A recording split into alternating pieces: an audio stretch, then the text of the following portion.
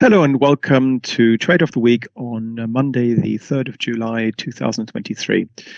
Now, about a month ago, we went long the VIX index, the volatility index, and as we can see here, we've been drifting lower ever since. We had this sideways trading range for much of June, and then we declined further at the beginning of July. But we still have our stop loss in place, and it is placed below the low seen back in February of 2020. And so far, we are still away from there after having seen 9 consecutive weeks of losses with regards to the VIX. Moving on to the other trades we've got on. Well, actually, this one we don't have on anymore. We went short the FTSE 100 and did so in mid-June. We got out of this trade at 7,450, so we had a nice profit on that trade. So that one is no longer valid. And then last week, we went short the NASDAQ 100 on the break of its uptrend.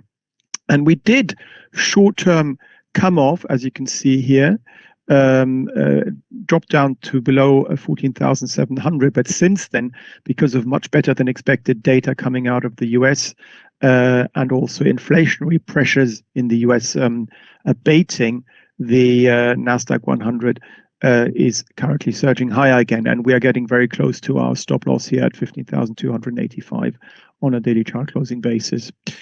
Moving on to orange juice for today's trade of the week, I would like to go short orange juice at around $2.6075 or so.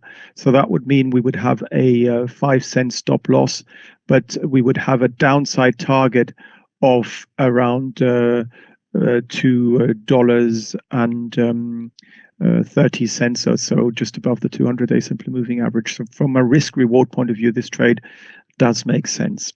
So today's trade of the week is to go short orange juice at $2.6075 with a stop loss at $2.6575 and a downside target at $2.3075.